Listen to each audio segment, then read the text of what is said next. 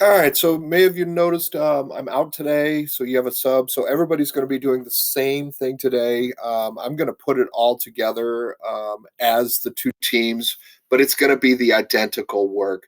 You're going to view these videos and then work with it. Today's a big jump. Okay, so we have been talking. First, we started talking about 4x6 rectangles. Then yesterday, and a little bit on Wednesday or Tuesday, we talked a little bit about 5x12s. Today, we're going to talk about 10 by 10 squares. And this is just the same concept as what we before. Only this time we have 100 little squares that we're going to be working with, and we can kind of divide that in. So if you turn to page 355 in your workbook, you can work along with me, and I can kind of show you exactly what I'm talking about. There'll be a couple different ways that we're going to do this, just so that you have a better understanding.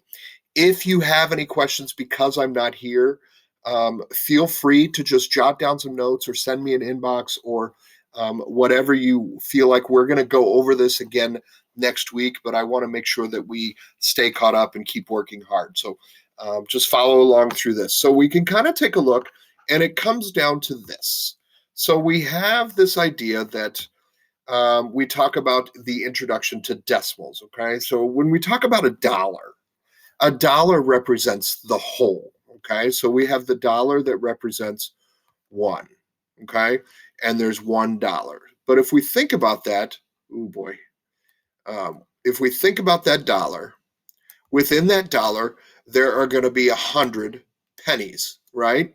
And so if we were to look at this as a fraction, we would look at this as 1 penny is the equivalent of 1/100th of a dollar. But we don't write it that way. We don't write 1/100 when we talk about a penny. We talk about this thing called the decimal point. And this is going to be another term that we're going to be kind of talking about. So when we represent a penny, we're going to make our dollar sign, we're going to make our decimal point, and then we're going to represent a penny as 0.01. Now, there's another way that we can read this. We can read this in mathematical terms.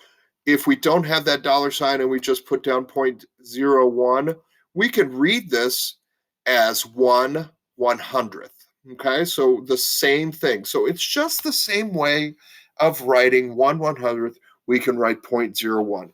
And this is that decimal. So sometimes you're going to see mathematicians use the decimal to show parts of a whole. Okay, once again, the dollar is the whole, and then the pennies are the part of a whole. Okay, or nickels or quarters or whatever. And it all depends on what part of the whole. So if we talk about a quarter, right? So if we have a quarter is going to be 25 cents. And so basically, we're going to take and we're going to fill up 25 squares to figure out what a whole is. If we're just looking at a penny, we're going to just color in one square. Okay, so we can kind of figure out, okay, I've got one square, I'm going to fill that in. Okay, if I think about a dime, okay, so I'm going to put a penny. Here's a penny or 1/100th. Okay, if I think about a dime is 0.10, right? 10 dimes make a dollar. And so I'm going to color in 10 of these squares. And then I'm going to know that I have 10 squares out of 100. Okay, so I always think about dollars when I'm thinking about decimals, simply because it's an easy way to make that association between pennies and dollars, decimals and hundredths. Okay, so you're going to continue to work with that. You do have copies of these squares on page 355 so that you can kind of work with them.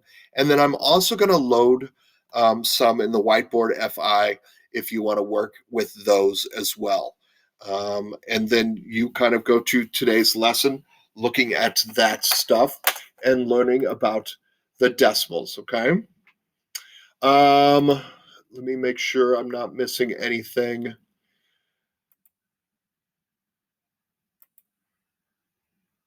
That's it. So that's all for this lesson, and enjoy, and I'll see everybody. Enjoy the weekend. You have your list of things to do, post it in Canvas, and so you can continue to work on those things. And again, if you don't get it, we'll come back to it. Not a big deal. We will talk about it when we come back together on Tuesday. Thanks.